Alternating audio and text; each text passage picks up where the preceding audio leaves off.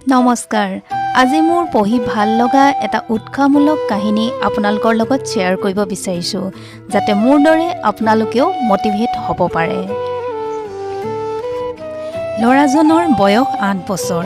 এদিন দেউতাকে mount Everest photo দেখুৱাই ল'ৰাজনক সুধিছিল, এই চূড়াত উঠিব পাৰিবানে তুমি? ল'ৰাজনে সেইদিনা একেষাৰে কৈছিল, পাৰিম দেউতা।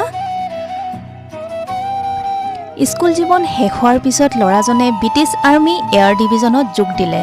মনৰ ভিতৰতে হিমালয় সৰ্বোচ্চ শৃংগত থিয় হৈ বিজয় হোৱাৰ ইচ্ছা মনত বহুত দিনৰ পৰাই পুহি ৰাখিছিল। কিন্তু তাৰ মাজতে হঠাৎ এদিন এটা ডাঙৰ দুৰ্ঘটনা ঘটিল। জাম্বিয়াত ফ্ৰী ফল পেৰাচুটিং কৰাৰ সময়ত মাৰাত্মক আঘাত পাই ৰাজহাড় 3 টুকুৰা হৈ ভাগি যায়। সকলো ফালে অন্ধকাৰ নামি আহে। ডাক্তৰৰ মতে আজীৱন পংগু জীৱন কটাব লাগিব সি। হুইল চেয়াৰত থাকিব লাগিব বাকী গোটেই জীৱন। তেনেদৰে আৰ্মিৰ চাকৰিটো গুচি গ'ল হাতৰ পৰা। আগত থাকিল বাকী জীৱন পংগুতৰ অভিশাপ লৈ কটোৱাৰ প্ৰতীক্ষা। কিন্তু অদম্য ইচ্ছাশক্তি থকা এই ল'ৰাজনে এবছৰৰ ভিতৰতে হুইল চেয়াৰৰ পৰা উঠি খোজ কাঢ়িবলৈ চেষ্টা কৰিলে। আৰু এদিন এনেদৰে চেষ্টা কৰোঁতে খোজ কাঢ়িব পৰা হ'ল আৰু লাহে লাহে এদিন দৌৰিব পৰাও হ'ল।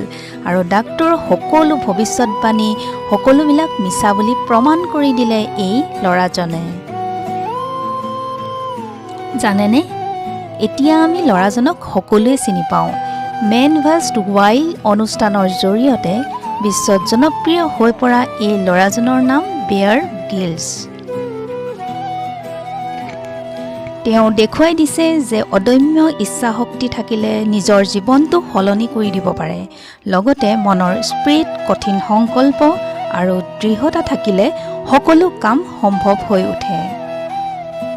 এনেদৰে সুস্থ হোৱাৰ মাত্ৰ 6 মাহৰ পিছতে 23 বছৰীয়া এই ল'ৰাজনে মাউণ্ট এভাৰেষ্ট জয় কৰে। মই আপুনি বাৰু কি কৰিছোঁ? প্ৰতিজনৰ জীৱনত দুই এটা বা হয়তো কিছুমানৰ বহুত ধুমুহা আহিছে, কিন্তু আমি পাতল চৰাই পাখিৰ দৰে উৰি ফুৰোঁ।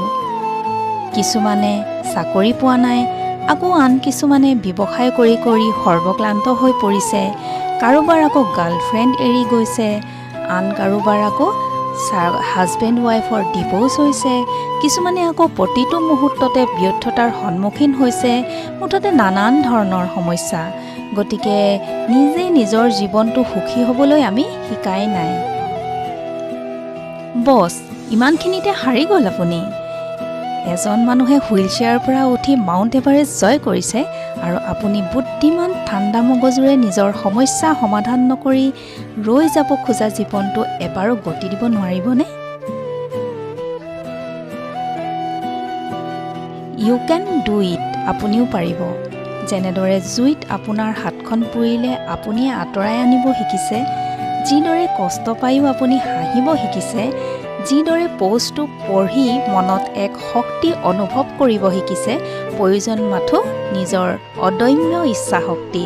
প্ৰয়োজন মাথো এডাল গছৰ পৰা সিডাললে আকাশৰ তলত প্ৰচণ্ড ৰ'দত ঘূৰি ফুৰা কখেৰুকা ভাঙি যোৱা এই মানুহজনৰ দৰে আপোনাৰ মনৰ ভিতৰত লুকাই থকা মানুহজনক আপুনি উলিয়াই অনাটো। আপুনি নিজকে ধন্য মানিব লাগে ইমান সুন্দৰ এটা জীৱন উপহাৰ পোৱাৰ বাবে। যদি আমি আমাৰ জীৱনটো মনৰ দৃঢ়তাৰে আগুৱাই নিব পাৰোঁ, তেন্তে সকলো কাম সম্ভৱ হৈ উঠিব। ধন্যবাদ।